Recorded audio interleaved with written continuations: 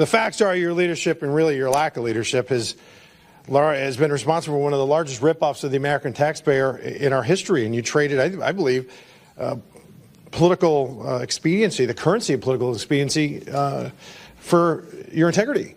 And, you know, Mr. Chairman, I don't know if you know this, but it's been widely reported that in 2008, when Barack Obama was choosing his vice presidential candidate, he had three criteria. He wanted to make sure he picked somebody that wasn't as smart as him and had less talent and charisma and couldn't possibly outshine him. So he picked Joe Biden. And then Joe Biden in 2020 used the exact same criteria. He wanted to make sure he picked somebody who wasn't as smart as him, had less talent and charisma, and wouldn't outshine him. And he picked Kamala Harris. And then in 2024, Governor, I think it's very evident why Kamala Harris picked you. The talent pool, Mr. Chairman, Mr. Chairman, the talent pool isn't just shallow, brother. We have hit the shore. A couple days ago, or over the last couple days, Governor Tim Walz took the stand, not the actual stand. He was hauled in front of Congress to do a congressional testimony. Now, here's the thing about being a governor that differs from Congress and the position that Governor Walz finds himself in.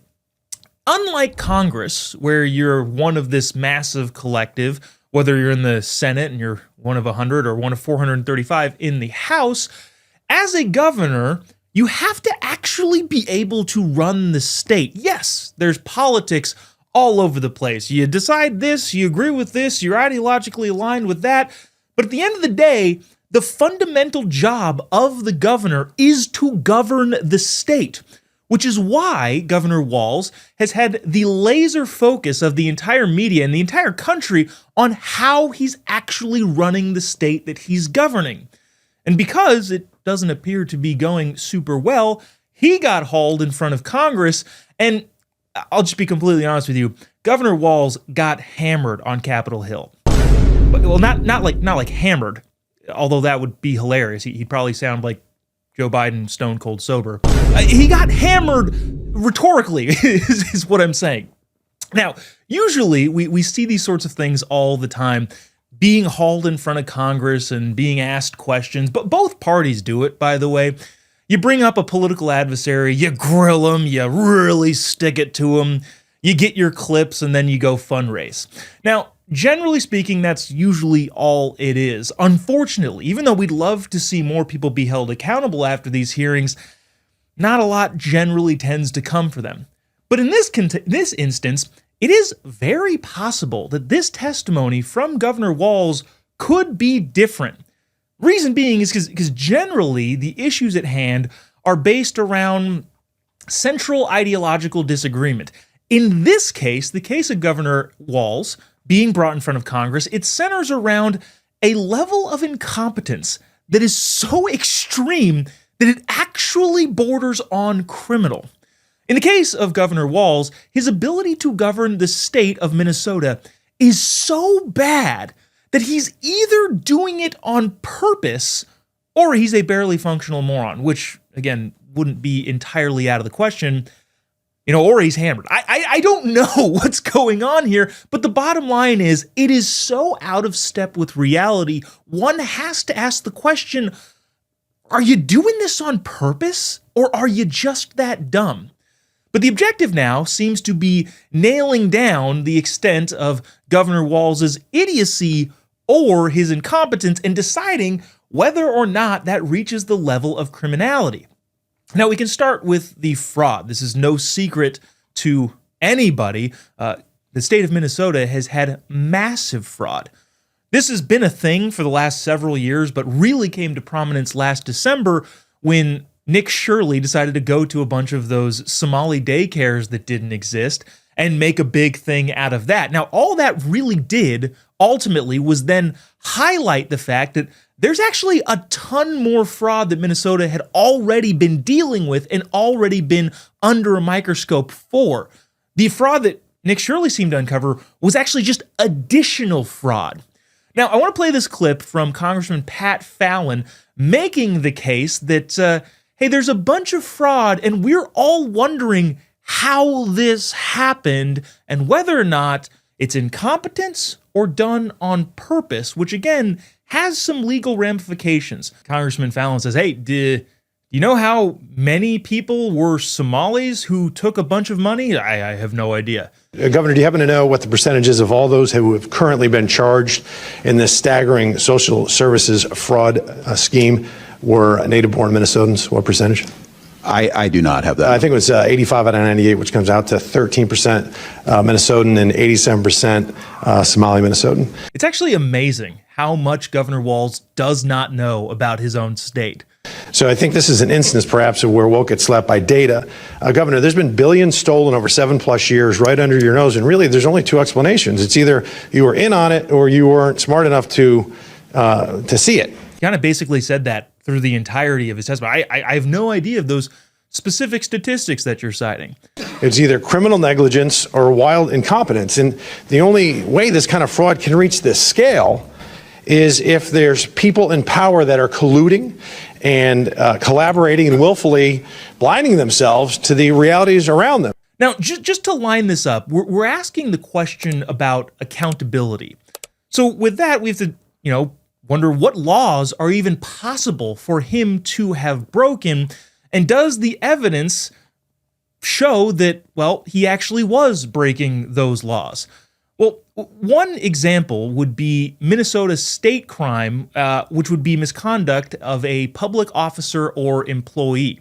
Now, that would be a gross misdemeanor that could come with a fine of up to $3,000 and about a year in jail.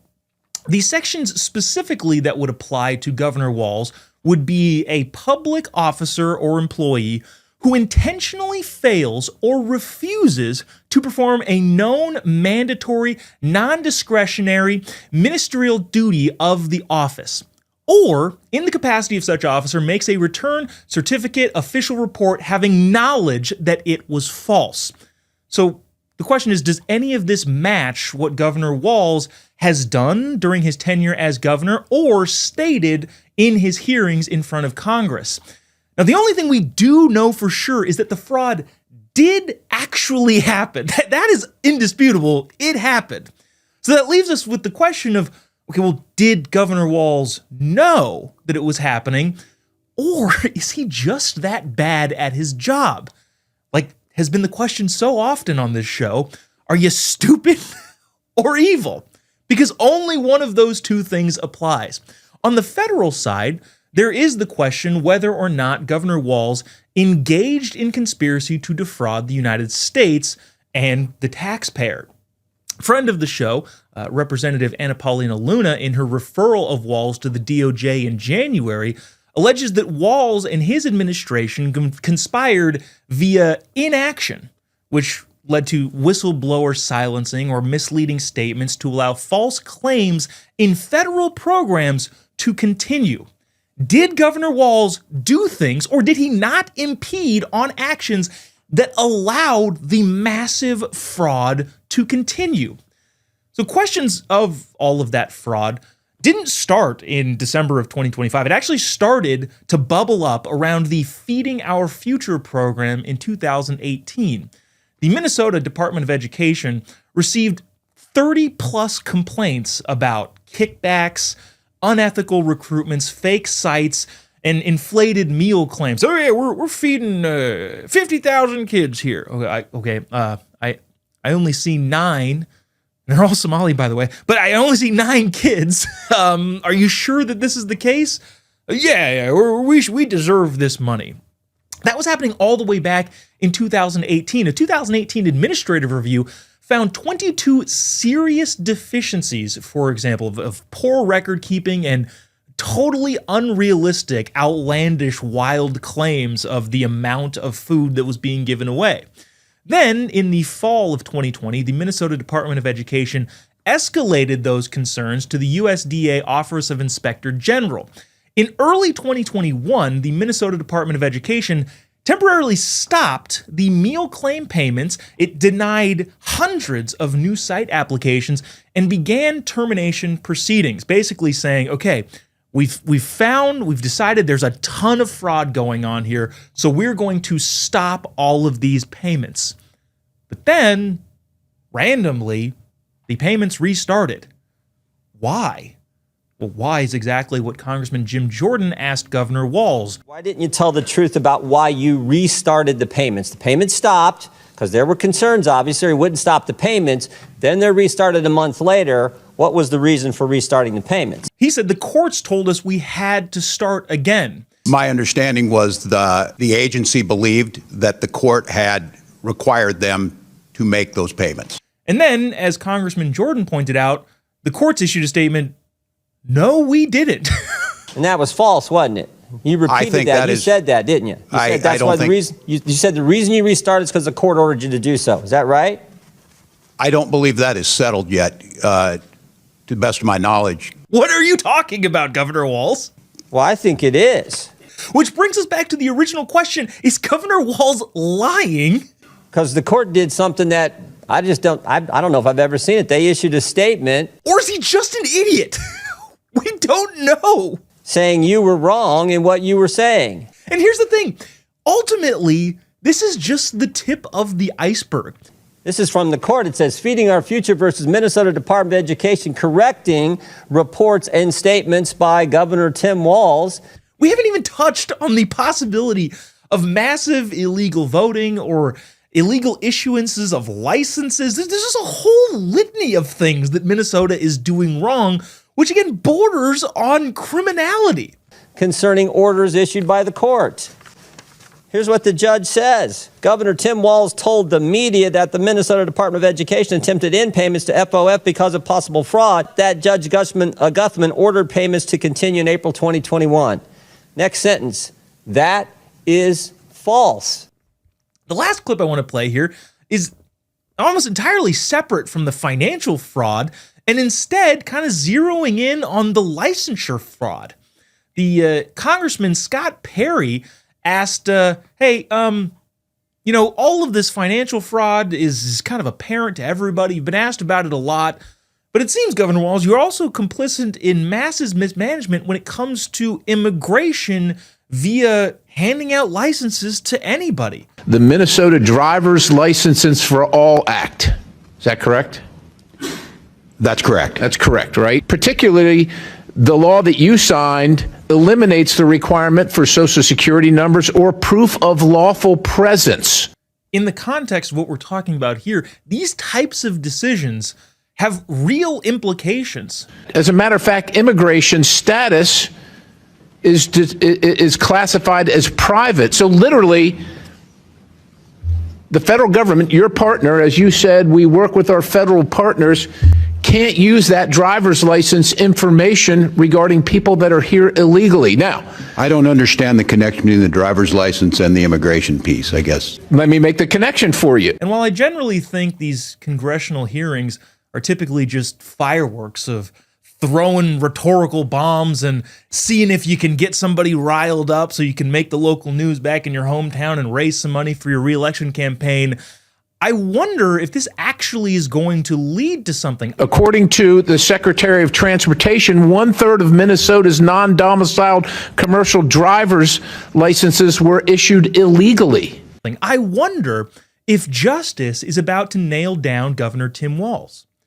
And by the way, I mean justice in the legal terminology, not a large flamboyant man, which is unclear whether or not that would be welcomed, nailing Governor Walz down. Anyways, all I'm trying to say is, reverting back to the central theme of this entire show, trying to decide whether people are evil or stupid.